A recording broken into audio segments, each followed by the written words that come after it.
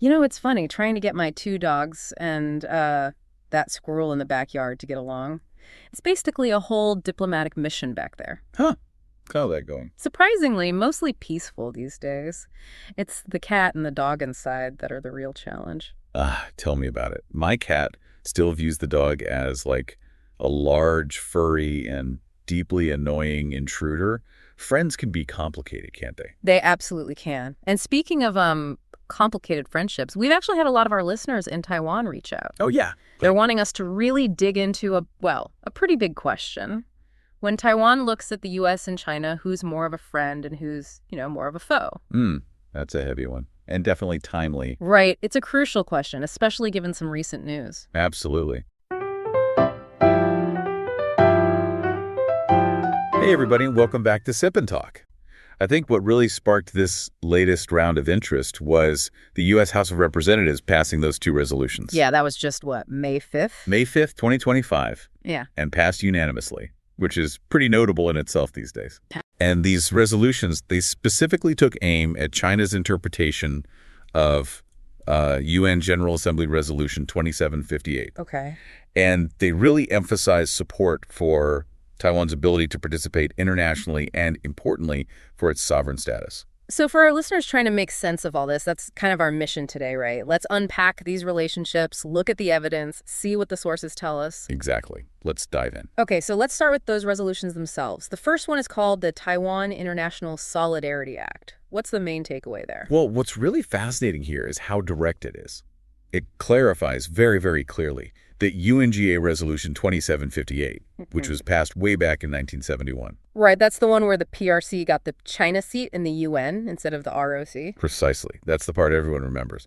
But this new act, it states that resolution was solely about China's representation in the UN, recognizing the People's Republic of China as the only legitimate representative of China in the UN. Okay, so what's the controversy then? The key insight here, what this act is doing, is fundamentally challenging China's long-standing narrative. China has basically been saying that Resolution 2758 means the world recognized Taiwan as part of China. Ah, I see. So the act is saying, no, that's not what it meant. Exactly. It highlights what the resolution didn't do. It didn't say a single thing about Taiwan, nothing about its people's representation in the UN or any other international organization for that matter. So it was literally just about who got to sit in China's seat at the UN, full stop. Full stop. And this is where China's been, well, let's just say they've been interpreting it very broadly. They've used 2758 to argue it somehow confirms their one China principle. Which is different from the U.S. one China policy, right? We should probably clarify that. Yes, good point. Crucial difference. China's principle asserts that Taiwan is part of China. The U.S. policy, however, simply acknowledges the PRC's claim, knows that Beijing says this, but the U.S. doesn't actually endorse that claim. Big difference. Okay. So China uses its principle and tries to link it to Resolution 2758 to block Taiwan. Right. They use it to block Taiwan from participating in international bodies. We hear about it all the time, like with the World Health Organization, the WHO. Yeah, I've definitely seen headlines about that. It always seemed, well, based on what you're saying, it seems like a stretch if the resolution didn't even mention Taiwan. It is a stretch. Yeah. And that's the core of the issue this new act targets. China has deliberately misinterpreted and, frankly, leveraged the ambiguity around the resolution for decades. So the act calls them out on it. Explicitly, it calls out this misuse, and it urges the U.S. government to actively counter China's actions in these international organizations. Doc, which ones? It specifically names the WHO, ICAO, that's the International Civil Aviation Organization, Interpol, and the UNFCCC, the climate change body. The act says the U.S. should support Taiwan's meaningful participation in these. Okay, so that's the first resolution, pushing back on China's interpretation, supporting Taiwan's involvement. What about the second one? The second resolution is more about the U.S.'s own internal rules. It mandates a review of the State Department guidelines. Guidelines for what? For how U.S. officials interact with their Taiwanese counterparts. The goal is to identify and then lift any unnecessary restrictions. So less, sort of, tiptoeing around, more open interaction. That seems to be the idea. More direct, more public engagement between the U.S. and Taiwan. Interesting. So why now? Why is this old UN resolution suddenly such a hot topic again? Well, to really get why these new U.S. resolutions are significant, we probably need just a little more background on 2758 itself. Like we said, 1971, big geopolitical shift. Yeah, the UN recognizes the PRC, expels the ROC representatives. Chiang Kai-shek's representatives, I think was the phrase. That was the wording. A major moment, absolutely. But it's just so crucial to keep reiterating. The resolution text only dealt with who represented China at the UN. It didn't touch on Taiwan's sovereignty. Not at all. Or its status in the international community. But China's been acting like it did. Exactly. Consistently linking it to their one China principle to assert their claim over Taiwan and justify blocking Taiwan's international involvement. Yeah. You see it with things like insisting on the Taiwan-China province designation in international forums. Yeah, that always struck me as, well, provocative, given Taiwan has its own democratically elected government and all that. It is provocative, and it's a deliberate tactic.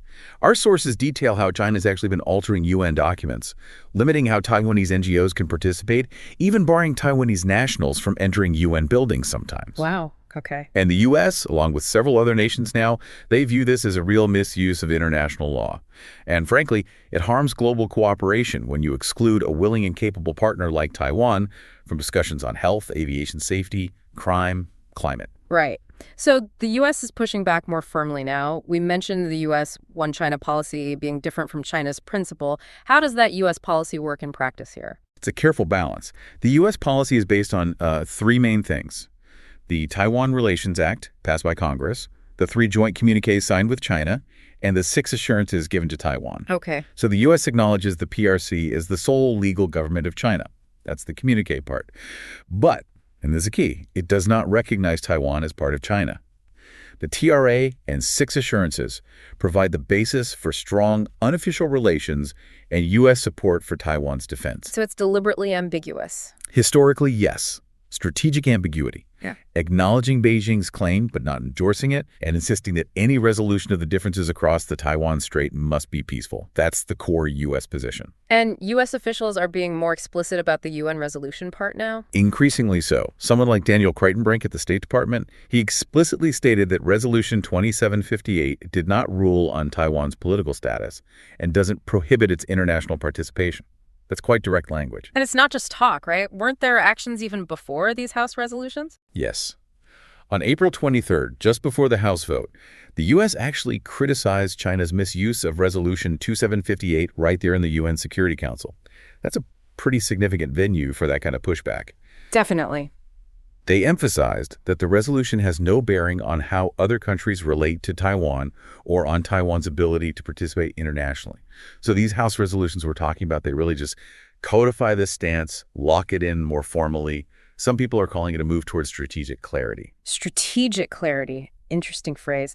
So the U.S. is becoming clearer. What about the rest of the world? How are other countries reacting? Well, that's another fascinating part of this. There's a growing global trend, really, of supporting Taiwan's international participation and pushing back against China's interpretation of 2758. Like who?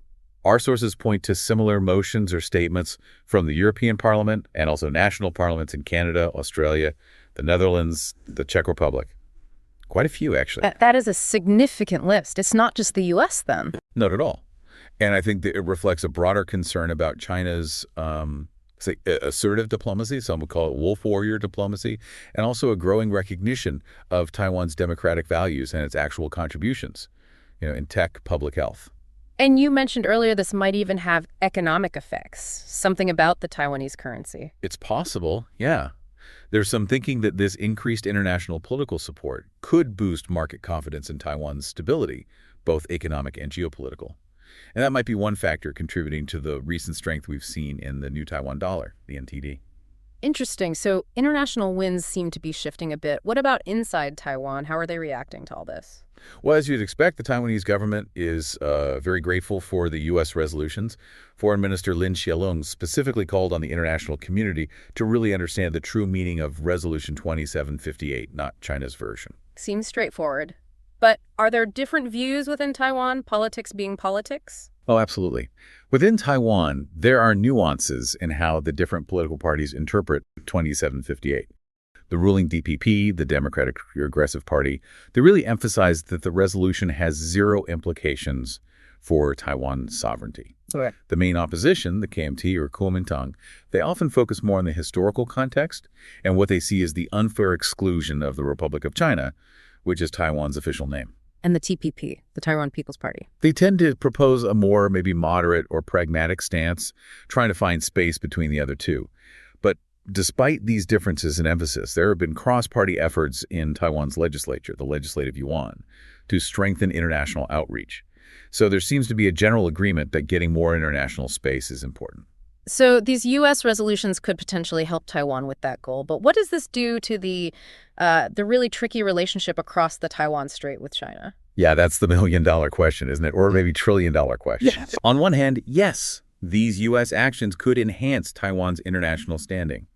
Maybe encourage more countries to support it, chip away at China's efforts to isolate Taiwan. But that's the other hand. The other hand is the risk of escalating tensions. China is almost certainly going to view these U.S. moves as a direct challenge to its core one China principle. And how might they react? Well, it could lead to increased pressure, militarily, economically. We saw China conduct pretty large-scale military exercises around Taiwan back on April 14th, 2025.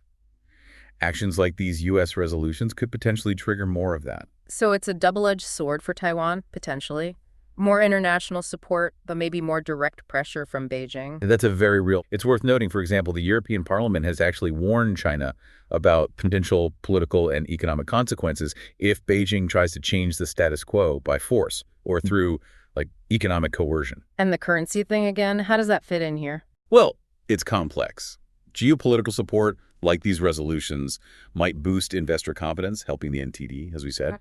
But if tensions really ratchet up because of these moves, you could see the opposite effect, capital flowing out, putting downward pressure on the currency, at least in the short term. Okay, this is definitely a tangled web, which brings us back to that fundamental question from our listeners, friend or foe? I just want to give another shout out to Micky from Mickytolife. His channel is a treasure trove of inspiration, and he's a huge Sip and Talk fan. Absolutely. Make sure to check him out and maybe even share your awesome podcast intro with him once you've created it.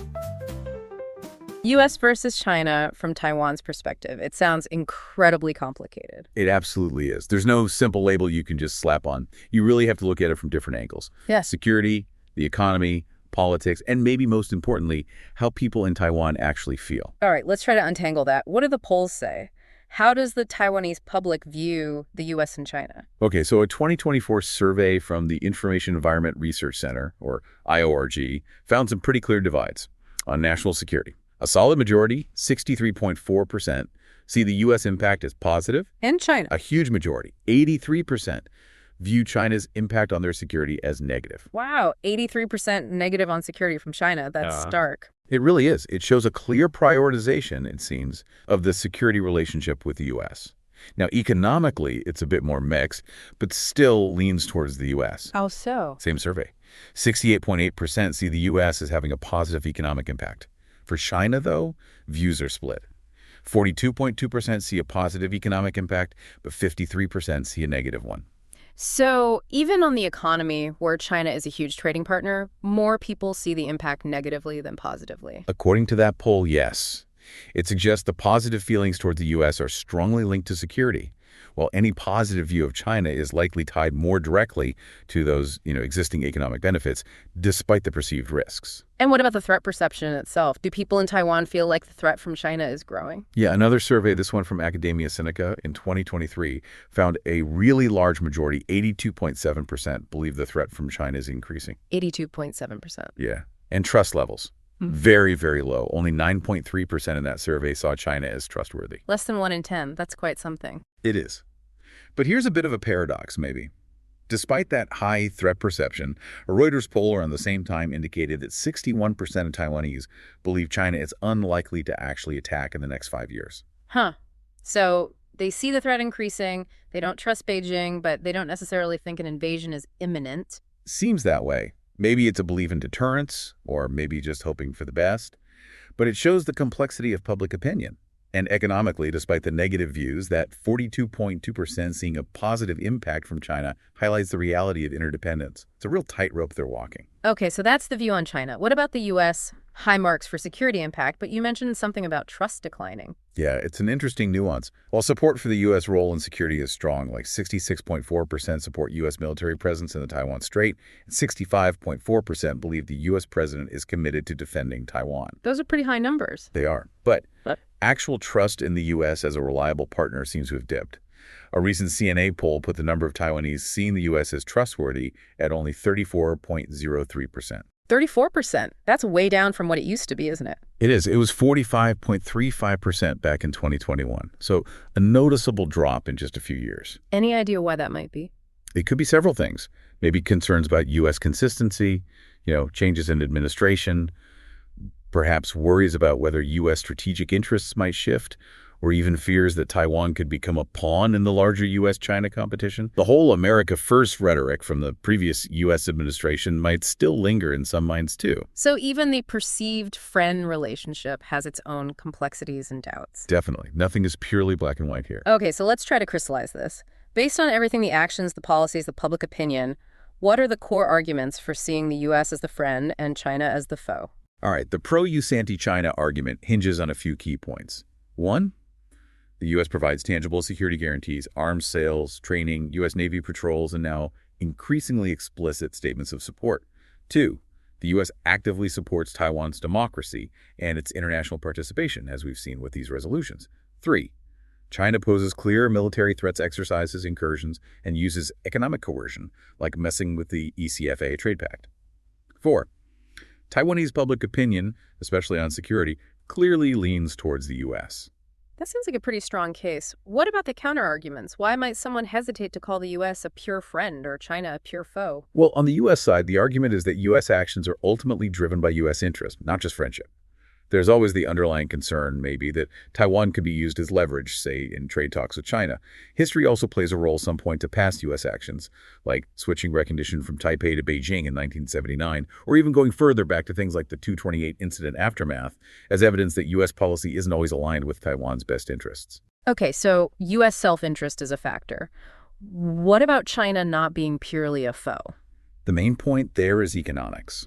Despite the risks, China is still a massive, crucial economic partner for Taiwan. Huge amounts of trade and investment flow across the strait. And then there are the cultural and historical links. While the political divide is sharp, there are still personal connections, and some segments of Taiwanese society, perhaps older generations more so, favor peaceful exchange and dialogue over confrontation. So a security threat that's also an essential economic partner, and a security partner whose ultimate reliability is sometimes questioned. That really sums up the dilemma, doesn't it? It really does. And just to circle back quickly on the NTD appreciation we mentioned, the sources note it's likely a mix of things. Strong foreign investment in Taiwanese stocks, maybe exporters selling off their U.S. dollars because they expect the NTD to keep rising, a generally weaker U.S. dollar globally due to potential Fed rate cuts, maybe some technical factors like life insurers hedging, plus those optimistic expectations about U.S.-Taiwan trade talks. The central bank there seems to be letting it run, mostly, not intervening too heavily. Fascinating how those global economic currents mix with the specific geopolitical situation. Okay, so as we wrap up this deep dive, what are the main things you think our listeners should take away from all this? I think, first, it's clear the U.S. has significantly stepped up its public support for Taiwan, especially in challenging China's narrative about Resolution 2758 and backing Taiwan's place on the world stage. That's a definite shift. Second, public opinion inside Taiwan shows a strong preference for the U.S. as a security guarantor, even with some decline in overall trust, while simultaneously recognizing the deep, though sometimes uncomfortable, economic entanglement with China. And that big question, friend or foe? It's just not that simple, is it? It's shades of gray. Both relationships are incredibly complex, vital in different ways, and constantly evolving based on actions, rhetoric, and the broader global context. Absolutely. So maybe here's a final thought for you, our listener, to mull over. Given this incredibly complex picture, the security needs, the economic realities, the shifting international support, the pressure from Beijing, how should people and leaders in Taiwan try to balance all this? How do you navigate these critical relationships for the long term? Something to really think about for Taiwan's future and its unique place in the world.